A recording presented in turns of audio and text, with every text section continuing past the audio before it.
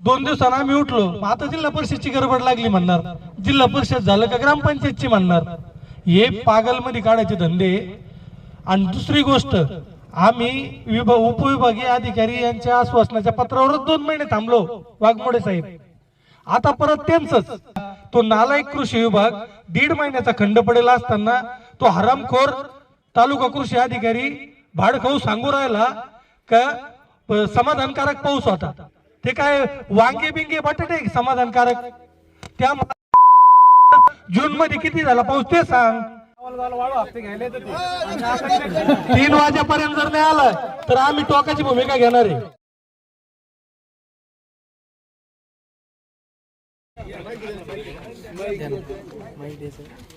तो माईक आहे ना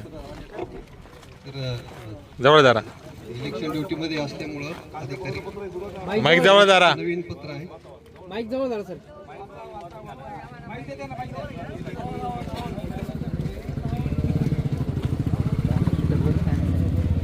काका इकडून प्रति गणेश तांबे, अध्यक्ष वैजापूर तालुका शेतकरी संघटना नागमठाण तालुका वैजापूर.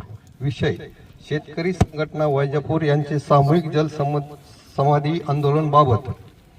उपरोक्त विषय आपणास कळविण्यात येते की आपले निवेदन दिनांक 13/1/2026 नुसार वैजापूर तालुक्यातील शेतकऱ्यावर झालेल्या या अन्यायावर तीव्र निषेध व्यक्त करत शेतकरी संघटना वैजापूर वतीने 15 जानेवारी 2026 पर्यंत सर्व मागण्या मान्य न झाल्यास नागमठाण येथील गोदावरी नदीच्या पात्रात सामूहिक जल समाधी आंदोलन करण्यात येईल असा इशारा दिला आहे. त्या अनुषंगाने या कार्यालयाने दिनांक 21/11/2025 पासून आंदोलन स्थगित करतेवेळी दिलेल्या आश्वासनाच्या अनुषंगाने कारवाई करून दिनांक 16/12/2026 व 13/1/2026 रोजी पत्र कळविले आहे. प्रकरणात संदर्भ क्रमांक 2 नुसार माननीय उपविभागीय अधिकारी वैजापूर यांच्या सूचना प्राप्त झाल्या असून सध्या माननीय उपविभागीय अधिकारी वैजापूर व तहसीलदार वैजापूर हे महानगरपालिका निवडणूक कामकाजात व्यस्त असल्याने निवडणूक प्रक्रिया संपल्यावर शेतकरी संघटनेसोबत बैठक आयोजित करून आपले मागणीचे अनुषंगाने चर्चा करण्यात येईल असे कळविण्यात आले आहे. तरी आपण दिनांक 15/1/2026 रोजी नागपूर येथे जलसमाधी आंदोलन तात्पुरते स्थगित करण्यात यावे व प्रशासनास सहकार्य करावे ही विनंती.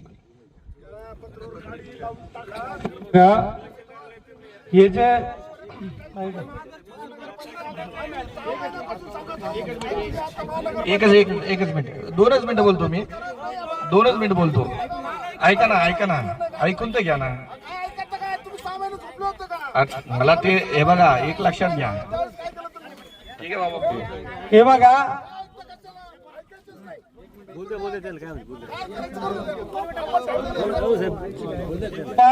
त्यांनी जे या पत्रावर मी 3 दिवसापूर्वी तहसील कार्यालयात गेलो. 15 तारीख 16 तारीख आम्हाला आज विलक्षण सांगायला हे प्रकरण 2 महिन्यापूर्वीच आहे. आम्ही विभागीय आयुक्ताला 26 डिसेंबरला पत्र दिले 20 दिवसापूर्वी. मग तुम्ही नेमकं विलक्षणचे आता सांगणार.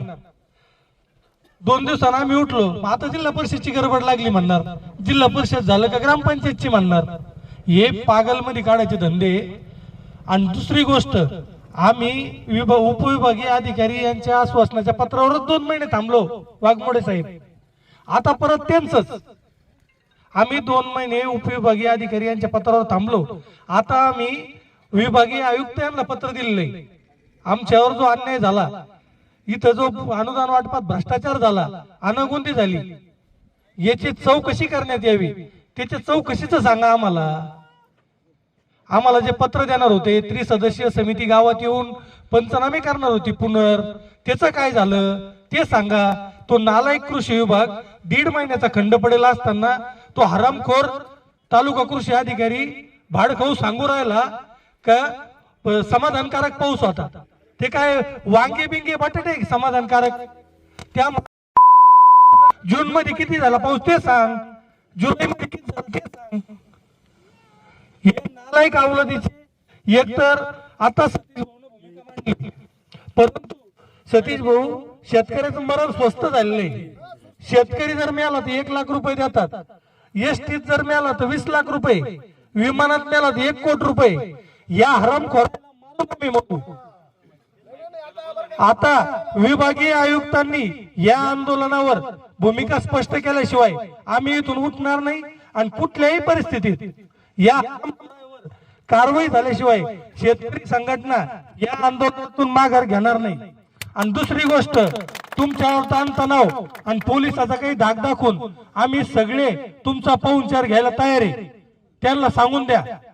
आणि आम्ही काय काल उठलो आणि आज आंदोलन नाही करू राहिलो साहेब.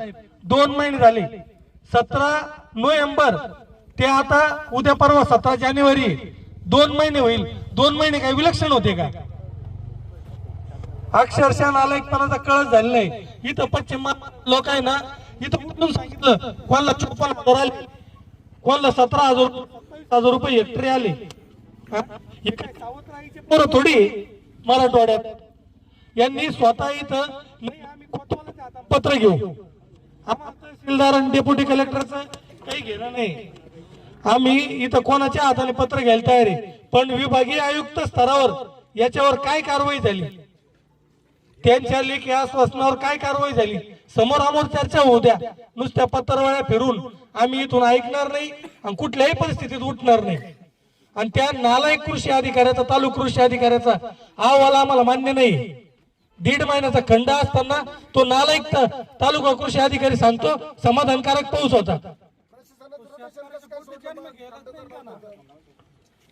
तो शेतकऱ्याच्या पोटी जन्म जरी नसेल घेतला पण आपल्या टॅक्स मधला पगार खातो, तो काय भाड खाऊ राहिला का? त्याला सुद्धा इथं हजर करा. आणि तुम्ही महसूल प्रशासन इलेक्शन ड्युटी असताना अहवाल वाढू हप्ते घ्यायला येतं ते. 3 वाजेपर्यंत जर नाही आलं तर आम्ही टोकाची भूमिका घेणार आहे.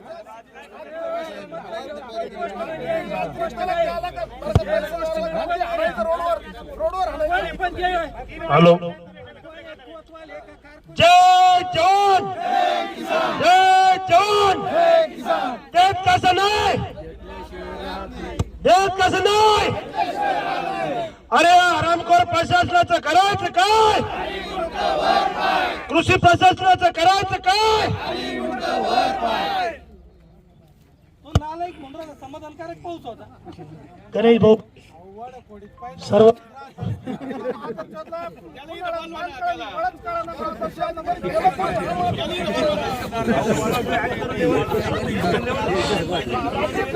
तो उपअधिकारी, उपविभागीय कृषी अधिकारी आणि तालुका कृषी अधिकारी इथं आणा, त्याला आम्ही सांगतो.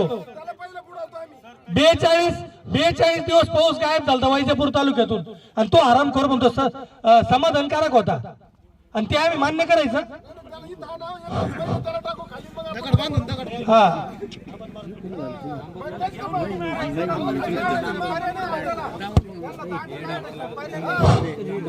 गणेश भाऊ, एक गोष्ट सांगतो साहेब, वाघमारे साहेब, महसूल विभागात कोण आले नाही, महसूल विभागात कोण आहे?